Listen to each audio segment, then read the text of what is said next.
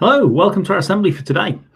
And our assembly is all about the environment. And on Monday, you had a story about the environment. We were looking at a book.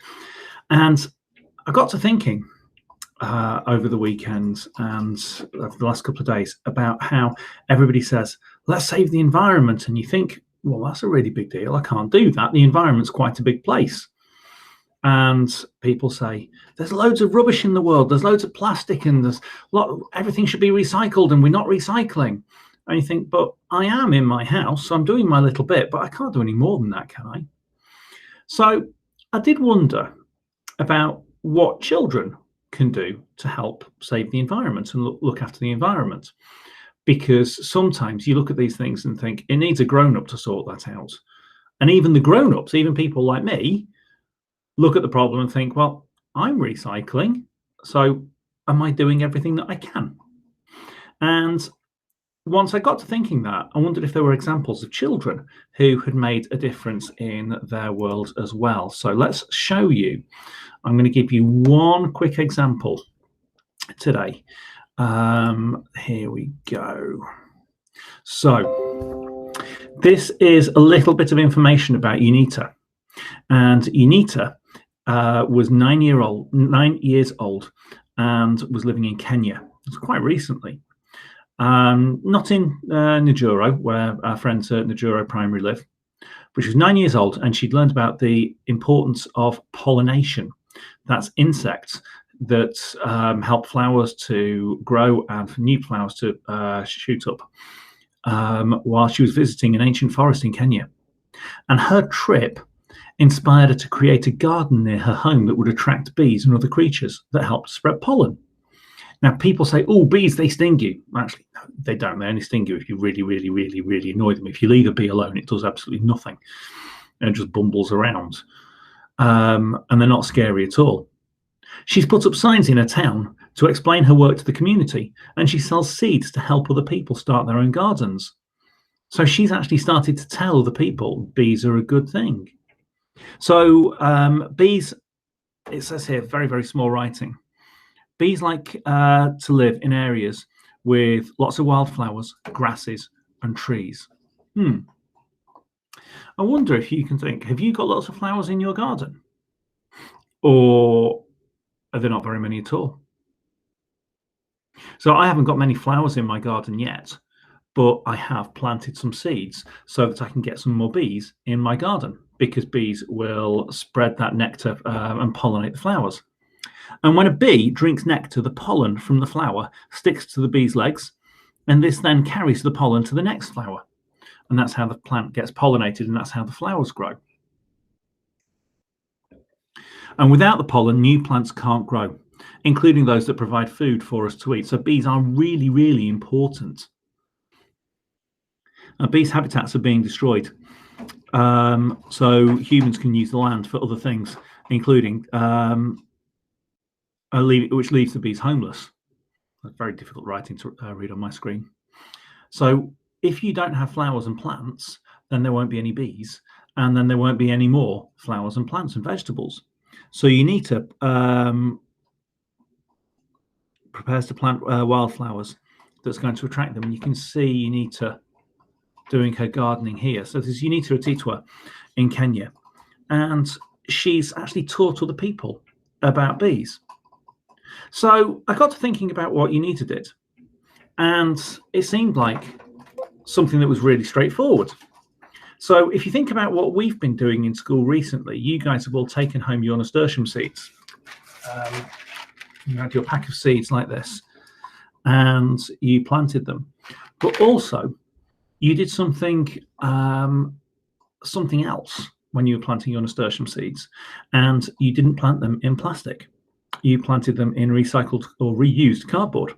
Or some people were in plastic. I've done this at home, and I got an egg box.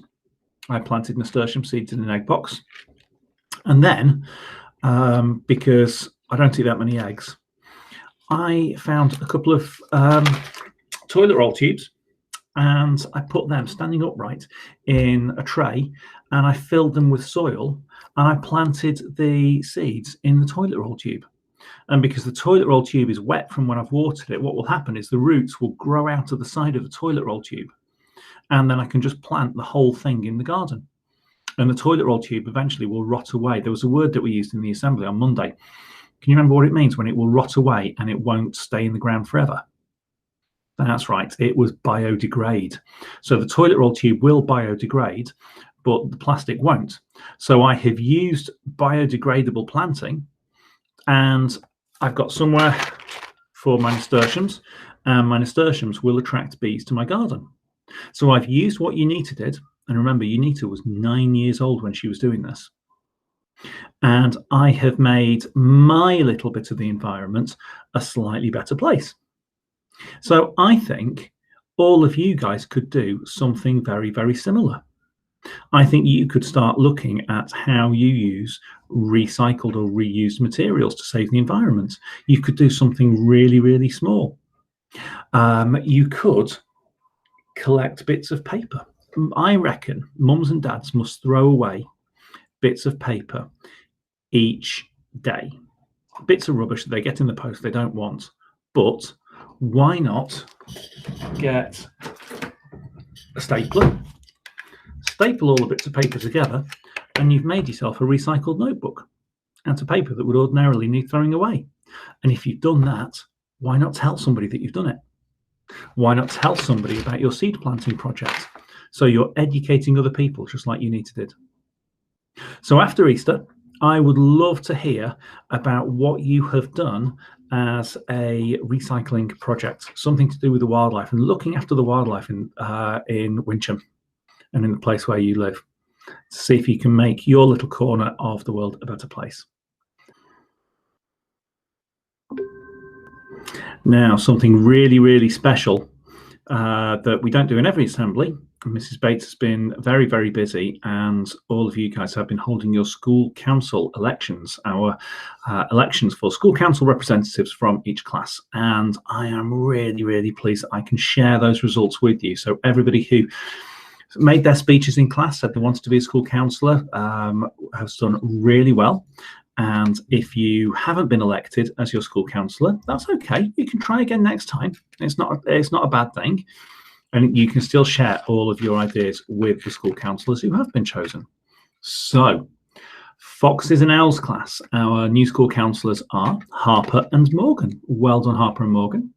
In Rabbits, we've got Max and Connie. So well done, you two. In Squirrels, our school councillors are Lexi and Harrison. Well done, Lexi and Harrison.